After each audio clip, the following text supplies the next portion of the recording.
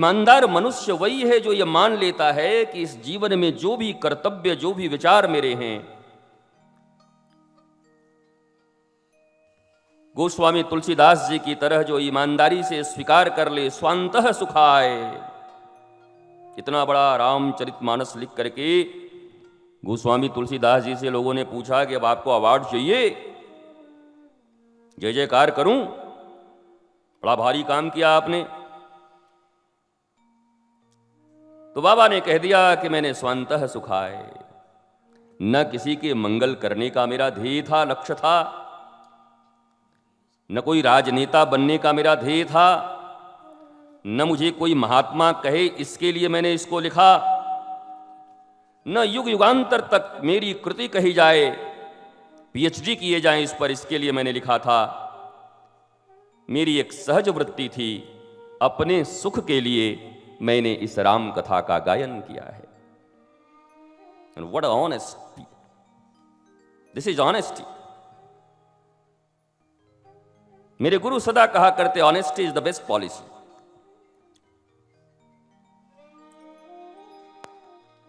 और ये ऑनेस्टी, ईमानदारी, ये भी बड़ा खतरनाक तरीके से डेफिनेशन है इसका।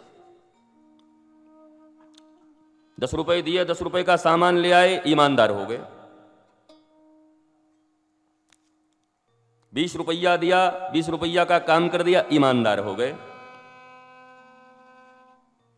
क्या कभी गोस्वामी तुलसीदास, कभी सूरदास से आप बेईमानी का अंदाजा कर सकते हैं? लेकिन वो लिखते हैं, मौसम कौन कुटिल खल कामी, जिन तन दियो वाको बिसरानी। हाय हाय ऐसो नमक हरामी, ऐसो नमक हरामी, मौसम कौन कुटिल खल कामी।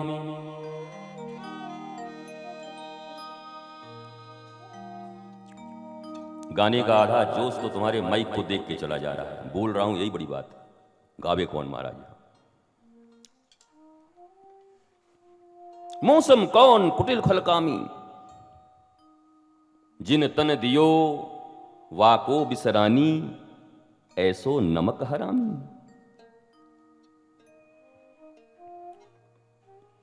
क्या गोस्वामी जी ने किसी का पैसा चुराया था? सूरदास किसी का भैंस लेके भाग गए थे? भक्ति की पराकाष्ठा पर उपस्थित वो महापुरुष, जिनके स्मरण मात्र से मनुष्य के हृदय में भक्ति के तरंग उठते हैं,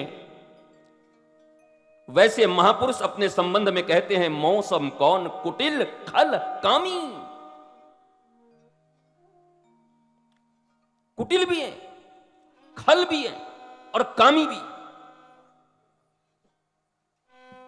हम तीनों हैं,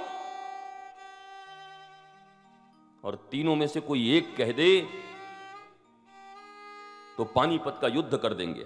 अच्छा हम कामी, अच्छा हम कुटिल, अच्छा हम खल। कुछ बाकी रह गया हो तो वो डिक्शनरी में देख लेना, सब हो तुम। जीवन की जितनी बुराइयां हैं, कोई मनुष्य परफेक्ट नहीं है। आदमी है मतलब परफेक्ट नहीं। पूर्णमदः पूर्णमिदम् एकमात्र परमात्मा है। पर सारी दुनिया में लड़ाई बस एक ही बात की है, मेरी अच्छाइयों को तो रिकॉग्नाइज नहीं किया जाता जी। कोई एक्नॉलेज नहीं कर रहा मेरी अच्छाइयों का। मरो इस घर के लिए, मर गए काम करते करते। झाड़ू बेलन खोमचा बेलचा करते करते, कोई नहीं समझता। पति कहता है बाहर बॉस की गाली सुन सुन के, पैसे कमा कमा के तुझे ला ला के साड़ी दे रहा हूं, मुझे भी कोई एक्नॉलेज नहीं करता। सब परेशान हैं। मुझे यह समझ नहीं आता कि 10 बेईमान अगर तुमको एक्नॉलेज कर भी लें तो तुमको क्या मिलेगा। 500 लोभी मिलकर के तुमको अपना राजा बना भी दें तो तुम कौन से पदवी के ऊपर सुशोभित होगे। इसलिए तो गोस्वामी तुलसीदास अपने जीवन के अंतिम क्षणों में भी रो रहे हैं। क्या कह रहे, मैं तो जीवन भर कह रहा हूं राम मेरे हैं, राम मेरे हैं, राम मेरे हैं, पर अभी तक राम एक बार नहीं बोले कि तुलसी मेरा है। ये बात तो तब बने जब राम भी कह दे कि तुलसी मेरा है। मैं तो कहता, और फिर कभी भगवान ने बोला कि तुलसी मेरे हैं। यद्यपि तुलसीदास जी तो बड़े साक्षात अवतारी पुरुष ही कहो उनको। भगवान ने जब ये कह दिया, ईश्वरयन सजीवय विनाशी चेतनय अमल सहज सुख राशि मम यावांश जीवलोके जीवभूत सनातन। ये मेरा ही अंश है। भगवान कह रहे हैं वो जो सामने बैठा वो मेरा अंश है। तो मिश्री का अंश मिश्री ही होगा, नमक थोड़ी होगा। वो जैसे होंगे वैसे हम भी होंगे। तो ईश्वरीय अंश हम हैं,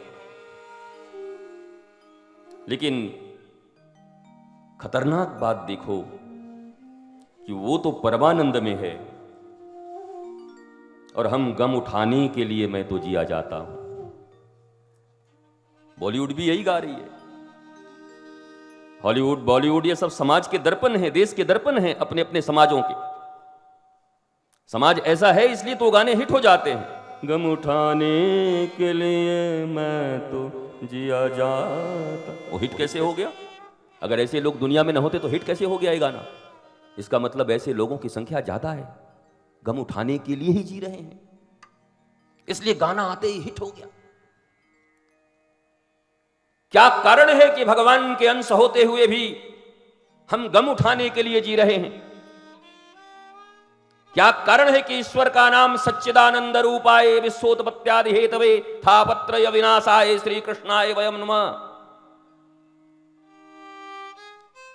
जो सच्चिदानंद है, परमानंद है, आनंद ही आनंद है, क्या कारण है कि उनके अंश होकर के हमारे जीवन में ताप ही ताप है, संताप है, दुख है, सॉरोज, कैलेमिटीज? क्या कारण है?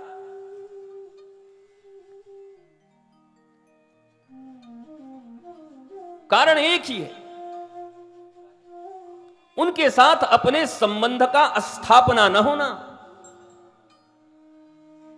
गुरु उसको नहीं कहते जो तुमको तुम्हारे जीवन में भगवान लाके दे दे। भगवान लाके कहां से देगा? गुरु के बाप के भगवान है। अरे ईश्वर सहज से सबके भीतर है, कण कण में है। हरि व्यापक सर्वत्र समाना, प्रेम ते प्रकट हो ही मैं जाना। कण कण में उसका वास है, एवरीवेयर। हिरण्यकश्यपु जैसे राक्षस के खंबे में भी है। नामदेव जिस कुत्ते के पीछे दौड़ रहे हैं उस कुत्ते में भी है। नामदेव चंद्रभागा नदी के तट पर जिस प्रेत से डर रहे हैं उस प्रेत में भी है। दत्तात्रेय जिस पिंगला नाम की बेश्या के कोठे पे जाते हैं उस बेश्या में भी है। एवरीवेयर। ये कोई एक जगह नहीं बैठे किसी पहाड़ पे चढ़ करके, पहाड़ वाली है, शेरों वाली है, बाकी तो कहीं नहीं मिलेगी। ये तो बड़ी अच्छी बात है, मनोरंजन है, जाया करो। घर में बोर हो जाते हो तो फिर एक बार प्रोग्राम बनाया करो, सीढ़ी चढ़ के आया करो, और चढ़ के आके 3 दिन तक घर में धम्म से सोफा पर बैठ के कहो बीमार हो गए। दुनिया भगवान के पास जाती भगवान का दर्शन करने के लिए, ऊर्जा पाने के लिए, आनंद पाने के लिए, मस्ती पाने के लिए। मेन स्विच ऑन हो जाए तो सब ऑन हो जाते हैं। तुम कैसे हो जो मेन स्विच के पास जाने के बाद, करंट के पास जाने के बाद भी तुम थक जाते हो? बोला कहां गए थे? बोला आज दर्शन करने गए थे। क्या हुआ? बोला थक गए। कमाल है, सुस्ती छा गई। जिन भगवान के दर्शन से मस्ती आनी चाहिए, तुम्हारे जीवन में सुस्ती आ गई। और कुछ तो लौट के आ गए तो कुश्ती भी हो गई घर में। पति पहले ही से बैठा था, दिन भर पूजा करेगी तू, तो कछु को आ गई सुस्ती, कछु के हो गए कुश्ती, कितनों के उजड़ गए बस्ती। शायद ही ऐसा कोई हो जो हरि गुरु के दर्शन के पश्चात उसके जीवन में मस्ती हो, और मस्ती भी कैसी हो, कहा तुकाराम की तरह पत्नी उठा के मारे एक गन्ना, गन्ना जाए टूट, और तब पति कहे वाह वाह वाह वाह भाग्यवान, तैने तो कमाल कर दियो,